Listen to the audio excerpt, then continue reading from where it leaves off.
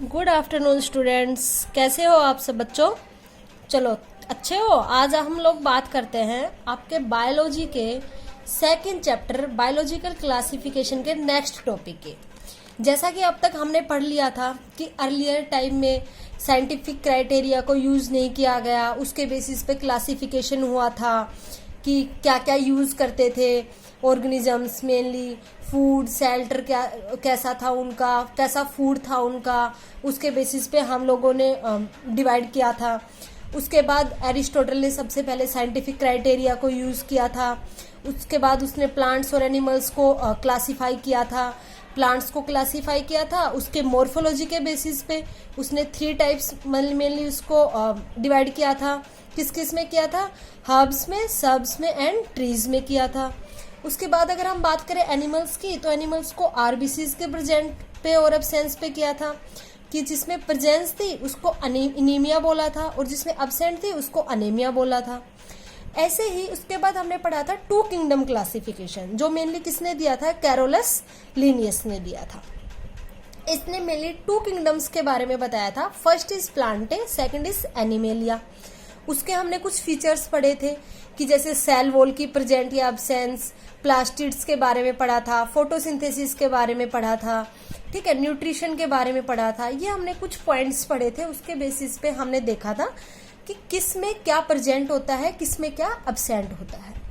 उसके पास कुछ ड्रॉबैक्स पढ़े थे हमने 2 किंगडम क्लासिफिकेशन के कि कौन कौन से ड्रॉबैक्स है, कौन कौन से ऐसे पॉइंट्स है जिनको 2 किंगडम क्लासिफिकेशन नहीं शो कर पाया था, जिस 2 किंगडम क्लासिफिकेशन में जिनको नहीं बताया गया था। जैसे कि यूनिसेलुलर मल्टीसेलुलर के बीच में डिफरेंशिएशन नहीं बता पाया था, प्रोकैरियोट्स एंड यूकैरियोट्स के बीच में डिफरेंशिएट नहीं कर पाया था, ठीक है। तो ये कुछ क्या थे? पॉइंट्स थे जिनको वो डिफरेंशिएट नहीं कर पाया था। उसके बाद हमने बात की थी कुछ ऑर्गेनिजम्स की, कुछ एग्जाम्पल्स हमने लिए थे, जैसे क्लेमाइडोमोनाज लिया था, यूग्लिना लिया था, कि इन दोनों में प्लांट्स के भी फीचर्स है और एनिमल्स के भी फीचर्स है। फिर भी इनको हमने किसके अंडर रख दिया था? प्रोटोजोआ के अंडर रखा यूग्लिना को, ठीक है। तो ये क्या थे? हमने 2 किंगडम क्लासिफिकेशन के बारे में पढ़ा था। तो आज हम बात करते हैं 3 किंगडम क्लासिफिकेशन के बारे में। किसके बारे में बात करेंगे हम? 3 किंगडम क्लासिफिकेशन सिस्टम के बारे में। तो 3 किंगडम क्लासिफिकेशन सिस्टम सबसे पहले किसके द्वारा दिया गया था?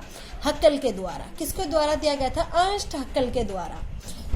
इन 1866 में क्या किया था? अर्नस्ट हक्कल ने 3 किंगडम क्लासिफिकेशन के बारे में बताया था। तो अर्नस्ट हक्कल ने 3 किंगडम क्लासिफिकेशन के बारे में बताया था। सबसे पहले इन 1866 में अगर हम बात करें तो इसने क्या किया था? He separated unicellular animals, algae and fungi from other organisms on the basis of lack of tissue differentiation. Lack of tissue differentiation का मतलब है जिसमें अभी से टिश्यूज फॉर्मेशन नहीं हुए हैं, जो अभी से सेल्स ही है, जैसे यूनिसेलुलर ऑर्गेनिजम्स, जैसे अमीबा हो गया, यूनिसेलुलर ऑर्गेनिज्म है, ठीक है।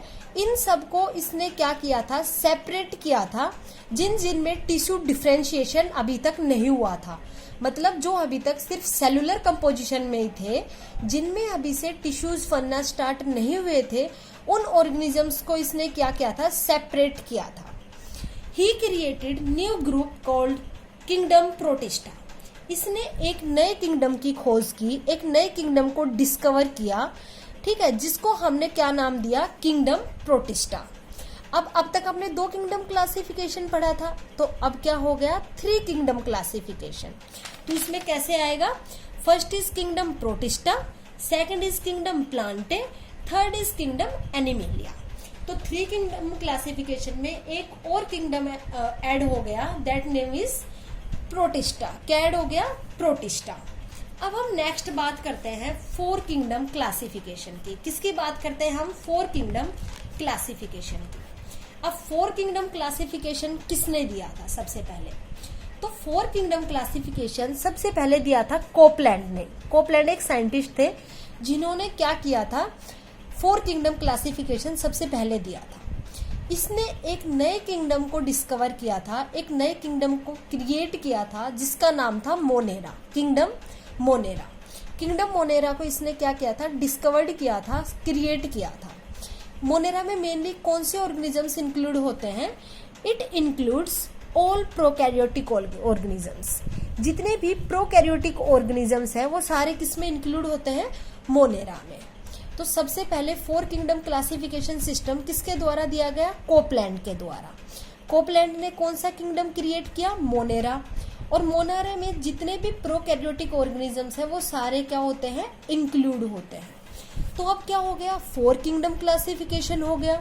तो 4 किंगडम क्लासिफिकेशन में हम मेनली अगर बात करें तो कौन कौन से किंगडम हो गए? अब kingdom Monera, kingdom protista, kingdom Plantae and kingdom Animalia.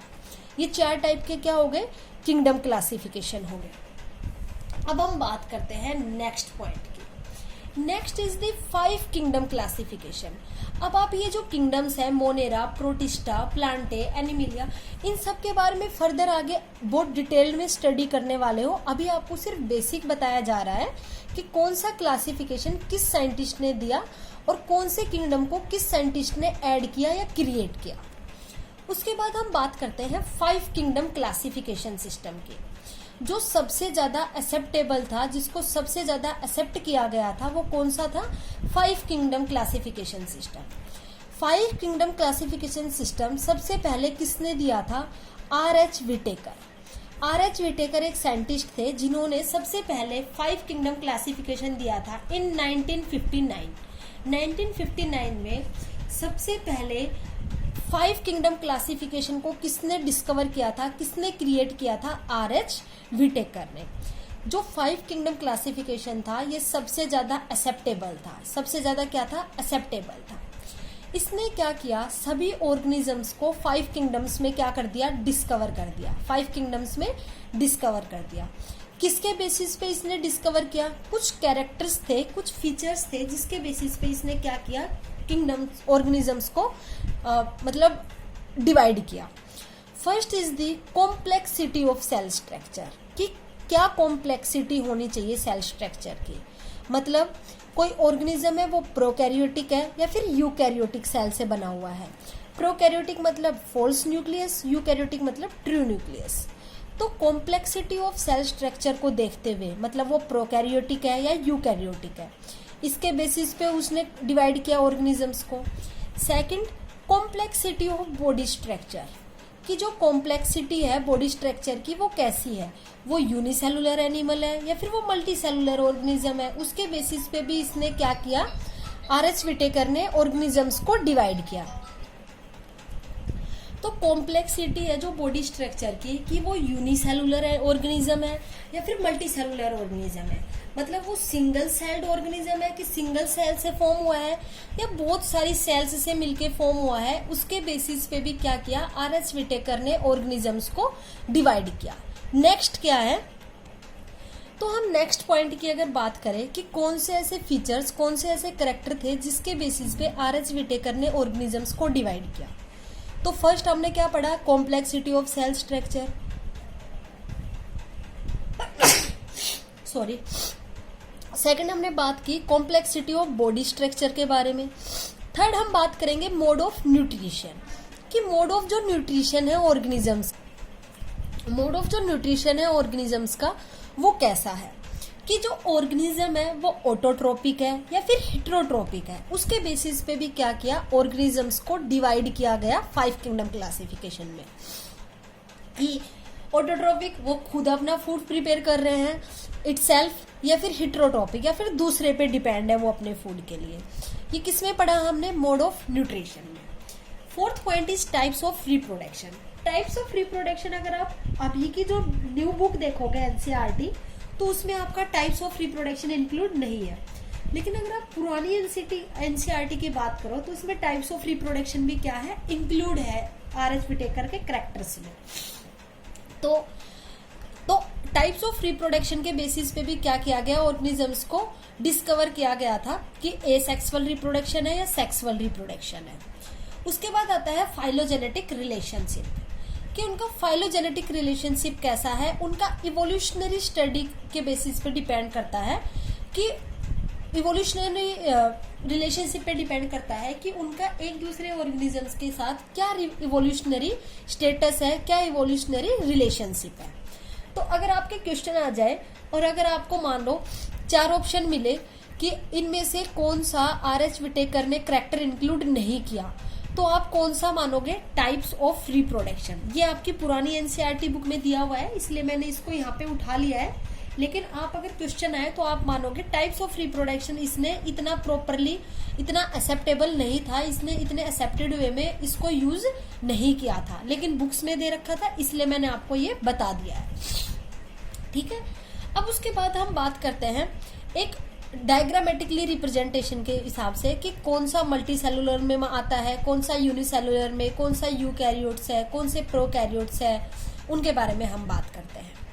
तो इवोल्यूशन के बारे में अगर हम बात करें कि डायरेक्शन ऑफ इवोल्यूशन कैसे हुआ, तो इवोल्यूशन कैसे हुआ ऐसे, मतलब सबसे पहले मोनेरा आए थे, फिर प्रोटिस्टा आए थे, और उसके बाद एनिमिलिया, फंजाई एंड प्लांटे आए थे। इसके अगर हम बात करें तो इवोल्यूशन कैसे हुआ, सबसे पहले मोनेरा इवोल्व हुए थे, फिर प्रोटिस्टा इवोल्व हुए थे, फिर प्लांटे, फिर फंजाई, फिर एनिमिलिया इवोल्व हुए थे। ये इनका इवोल्यूशन का पैटर्न है। ये इनका क्या है, एक इवोल्यूशन का पैटर्न है, इवोल्यूशन की डायरेक्शन है कि किस डायरेक्शन में कौन सा किंगडम सबसे पहले इवोल्व हुआ। तो सबसे पहले कौन इवोल्व हुआ? मोनेरा, फिर प्रोटिस्टा, फिर Animalia, fungi and Plantae evolve हुए। अब अगर मैं बात करूं सबसे पहले यूकैरियोट्स एंड प्रोकैरियोट्स की, तो जैसे मैंने ये लाइनिंग बना रखी है यहाँ पे और यहाँ पे भी बना रखी है, आपको दिख रहा होगा प्रॉपरली। तो प्रोकैरियोट्स जो इस लाइन के नीचे हैं वो किस में आएंगे? प्रोकैरियोट्स में। और जो इस लाइन के अबव है वो किस में आएंगे? यूकैरियोट्स में। तो प्रोकैरियोट्स में मेनली कौन आता है? Kingdom Monera. कौन आएगा? Kingdom Monera. और अगर मैं बात करूं ऐसे ही, ये तो किसकी बात आई है? प्रोकैरियोट्स की। क्या आया है? Kingdom Monera. अगर मैं बात करूं यूकैरियोट्स की, तो यूकैरियोट्स में क्या आएगा? Protista, Plantae, fungi, Animalia. ये एक वे है आपको याद रखने का, आप इससे इजीली याद रख पाओगे कि कौन से प्रोकैरियोट्स में आते हैं, कौन से यूकैरियोट्स में आते हैं, कौन से यूनिसेलुलर है, कौन से मल्टी सेलुलर है। ठीक है, तो अगर हम बात कर रहे हैं सबसे पहले कॉम्प्लेक्सिटी ऑफ सेल के बेसिस पे कि वो यूनिक प्रोकैरियोटिक सेल है या यूकैरियोटिक सेल है, उसके बारे में अगर हम बात करें तो कॉम्प्लेक्सिटी ऑफ सेल के बेसिस पे हमने देखा प्रोकैरियोटिक एंड यूकैरियोट्स। तो प्रोकैरियोटिक इस लाइन के अंडर जो आए हैं, मतलब किंगडम मोनेरा किसके अंडर आएगा? प्रोकैरियोट्स में। और जितने भी किंगडम है, प्रोटिस्टा, एनिमिलिया, फंजाई, प्लांटे, ये किस में आएंगे? यूकैरियोट्स में। सेकंड अगर मैं बात करूं कॉम्प्लेक्सिटी ऑफ ऑर्गेनिजम्स के बारे में कि क्या क्या कॉम्प्लेक्सिटी है ऑर्गेनिजम्स की, कि मतलब वो यूनिसेलुलर है, मल्टी सेलुलर है। यूनिसेलुलर है सिंपल उनकी बॉडी स्ट्रक्चर होगा, मल्टी सेलुलर है कॉम्प्लेक्स बॉडी स्ट्रक्चर होगा। तो कॉम्प्लेक्सिटी ऑफ ऑर्गेनिज्म के बेसिस पे अगर मैं बात करूं तो यूनिसेलुलर एंड मल्टी सेलुलर, तो इस लाइन के अंडर जितने भी हैं वो किस में आएंगे? यूनिसेलुलर में। और इस लाइन के अबाउ जितने भी हैं वो किस में आएंगे? मल्टी सेलुलर में। तो यूनिसेलुलर में कौन कौन आएगा? किंगडम मोनेरा, किंगडम प्रोटिस्टा, ये किस में आएंगे? यूनिसेलुलर में। मल्टी सेलुलर में कौन कौन से आएंगे? Kingdom Animalia, kingdom fungi, kingdom Plantae, ये किस में आएंगे? मल्टी सेलुलर ऑर्गेनिजम्स में। ठीक है, तो ये किस में आएंगे? यूनिसेलुलर में। कौन कौन? Kingdom Monera and kingdom protista. और मल्टी सेलुलर में कौन आएंगे? Kingdom plantae, kingdom fungi and kingdom Animalia. अब हम बात करते हैं इनके न्यूट्रिशन के, कि इनके न्यूट्रिशन मेनली क्या क्या है। अब प्लांट्स का न्यूट्रिशन की अगर मैं बात करूं तो मेनली ये ऑटोट्रोपिक होते हैं। You know very well, plants अपना फूड खुद प्रिपेयर करते हैं in the presence of sunlight and that term is known as photosynthesis. तो प्लांट्स क्या हुए? ऑटोट्रोपिक हुए। ऐसे ही फंजाई क्या हुए? हिट्रोट्रोपिक हुए। मेनली ये डीकम्पोजर्स की तरह वर्क करते हैं। हाँ, जैसे प्लांट्स को हमने ऑटोट्रोपिक माना तो प्लांट्स किसकी तरह वर्क करेंगे? As a producers. किसकी तरह वर्क करेंगे? प्रोड्यूसर्स की तरह। ऐसे ही फंजाई क्या है? हिट्रोट्रोपिक न्यूट्रिशन है इनका। कैसा न्यूट्रिशन है? हिट्रोट्रोपिक न्यूट्रिशन मीन्स ये अपने फूड के लिए दूसरों पे डिपेंड करते हैं। और किन पे डिपेंड करते हैं? मेनली ये वर्क करते हैं डीकम्पोजर्स की तरह। किन की तरह वर्क करते हैं? डीकम्पोजर्स की तरह। मतलब डीकम्पोजर्स की तरह, मतलब सोयल में डीकम्पोजर्स की तरह वर्क करते हैं और ये दूसरों को डिकम्पोज करके अपना फूड गेन करते हैं, दूसरों को डिकम्पोज करके, दूसरों को डिके करके अपना फूड क्या करते हैं, गेन करते हैं। उसके बाद अगर हम बात करें एनिमल्स की, तो एनिमल्स भी क्या होते हैं, हिट्रोट्रोपिक होते हैं, मतलब अपने फूड के लिए ये किस पे डिपेंड करते हैं, दूसरों पे डिपेंड रहते हैं, अपना फूड ये खुद से सेल्फ प्रिपेयर नहीं करते। तो ये हमने कुछ डायग्रामेटिकली इसके कुछ फीचर्स देखे 5 किंगडम क्लासिफिकेशन सिस्टम के, कि आर.एच. विटेकर ने किस किस बेसिस पे इनको क्लासिफाई किया था, कौन कौन से कैरेक्टर्स के बेसिस पे क्लासिफाई किया था 5 किंगडम्स को, ऑर्गेनिजम्स को, 5 किंगडम्स में, और कौन सा किंगडम किस कैटेगरी के अंडर आता है। अब हम बात करते हैं नेक्स्ट किंगडम की। Next is the 6th kingdom classification. क्या है 6th किंगडम क्लासिफिकेशन? अगर मैं बात करूं 6th किंगडम क्लासिफिकेशन की, तो इसमें हम ये मेनली किसके द्वारा दिया गया था, तो सबसे पहले ये प्रपोज किया गया था कार्ल वूज के द्वारा। कार्ल वूज के द्वारा सबसे पहले इसको प्रपोज किया गया था, किसको, 6th किंगडम क्लासिफिकेशन सबसे पहले किसने दिया, कार्ल वूज ने। 3 डोमेन ऑफ लाइफ, इसका पर्पस क्या था, 3 domain of life means, domain means, Carl Woese ने बताया कि जैसे हम हायरार्किकल कैटेगरीज पढ़ते हैं, आपने जैसे पढ़ा होगा keep pot clean and family get sick, आपने पढ़ा होगा keep pot clean and family get सिक।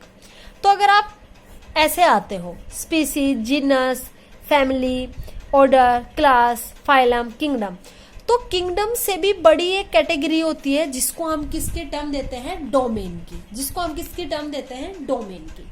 अब आपको पता है इसमें सबसे स्मॉलेस्ट कैटेगरी क्या बताई थी मैंने आपको, स्पीसीज, और सबसे हायर कैटेगरी, सबसे हायर हायरार्किकल कैटेगरी क्या बताई थी, किंगडम। तो कार्ल वूज ने अपने 6th किंगडम क्लासिफिकेशन सिस्टम में बताया कि किंगडम से भी बड़ी एक कैटेगरी, किंगडम से भी बड़ा एक रैंक होता है जिसको हम क्या टर्म देते हैं, डोमेन, जिसको हम क्या टर्म देते हैं, डोमेन। तो इसने क्या किया, मेनली 3 डोमेन्स दिए, क्या दिए, मेनली 3 डोमेन्स प्रोवाइड किए। यूनिवर्सल एंसेस्टर को इसने 3 डोमेन्स में क्या किया, कैटेगराइज किया। सबसे पहले इसने कैटेगराइज किया डोमेन बैक्टीरिया। बैक्टीरिया के बारे में आप पढ़ चुके हो, जैसे कि आपको 2 किंगडम क्लासिफिकेशन में बताया गया था बैक्टीरिया को किसके अंडर रखा गया था, प्लांटे के अंडर। डोमेन में आर्के बैक्टीरिया, डोमेन यूकैरियोट्स मतलब, ठीक है। तो अब हम बात करते हैं डोमेन बैक्टीरिया, आर्के बैक्टीरिया एंड यूकारिया के, कि ये कैसे कैसे अलग है, इनके बेसिस पे मतलब डोमेन जो टर्म दी गई इसका मेन पर्पस क्या था। तो इसका मेन पर्पस 2 पॉइंट्स पे डिपेंड था। First is cell wall, second is cell membrane. अगर आप बात करो बैक्टीरिया की एंड आर्के बैक्टीरिया की, है दोनों बैक्टीरिया, लेकिन इनकी सेल वॉल में एंड सेल मेम्ब्रेन में कुछ डिफरेंसेस होते हैं जिनके बेसिस पे कार्ल वूज ने 6th किंगडम क्लासिफिकेशन दिया था। वो 6th किंगडम क्लासिफिकेशन क्या था, अब वो इन दोनों बेसिस पे, सेल वॉल, सेल मेम्ब्रेन के बेसिस पे इसने क्या कैरेक्टर्स बताए थे। अब हम उसकी बात करें तो अगर आप बैक्टीरिया का अगर आप सेल वॉल देखोगे तो बैक्टीरिया की सेल वॉल किससे बनी हुई होती है, पेप्टाइडोग्लाइकन से। किससे बनी हुई होती है, पेप्टाइडोग्लाइकन से। और आर्के बैक्टीरिया की सेल वॉल किससे बनी हुई होती है, पॉलीसैकेराइड्स से, कॉम्प्लेक्स पॉलीसैकेराइड्स से। तो दोनों की सेल वॉल स्ट्रक्चर में डिफरेंसेस की वजह से इन दोनों को अलग अलग कैटेगराइज कर दिया गया, बैक्टीरिया को एंड आर्के बैक्टीरिया को कार्ल वूज ने। क्योंकि बैक्टीरिया की सेल वॉल किससे बनी हुई होती है, पेप्टाइडोग्लाइकन से, और आर्के बैक्टीरिया की किससे बनी हुई होती है, पॉलीसैकेराइड्स से। उसके बाद अगर सेल मेम्ब्रेन की बात करो तो बैक्टीरिया की जो सेल मेम्ब्रेन होती है वो सिंगल लेयर्ड होती है। कैसी लेयर्ड होती है, सिंगल लेयर्ड होती है। और आर्के बैक्टीरिया की जो सेल मेम्ब्रेन होती है वो ब्रांच्ड फॉर्म में पाई जाती है। किस फॉर्म में पाई जाती है, ब्रांच्ड फॉर्म में पाई जाती है। तो ये कुछ डिफरेंसेस थे जिनके बेसिस पे बैक्टीरिया को अलग कैटेगराइज किया गया और आर्के बैक्टीरिया को अलग कैटेगराइज किया गया कार्ल वूज ने। अब मैंने आपको बताया जो डोमेन है वो क्या है, किंगडम से भी बड़ी कैटेगरी है। इसने किसने बताया, ये कार्ल वूज ने बताया। अब हम बात करते हैं किंगडम्स के बारे में कि जो 6 किंगडम क्लासिफिकेशन अब हुआ है तो 6 किंगडम क्या क्या थे। सबसे पहले आएगा किंगडम बैक्टीरिया, फिर kingdom archaebacteria, archaea. Kingdom eukarya के अंडर आती है 3 kingdoms, kingdom protista, kingdom fungi, kingdom plantae, kingdom algae. अब जो मोनेरा था, मोनेरा में ही क्या, अब मोनेरा को क्या कर दिया गया, डिवाइड कर दिया गया, सेपरेट कर दिया गया, किसमें, kingdom bacteria, kingdom archaebacteria, kingdom eukarya में। ठीक है, अब यूकार्या के ही अंडर क्या आते हैं, ये 4 किंगडम्स आते हैं, kingdom protista, kingdom fungi, kingdom plantae, kingdom एल्गिया।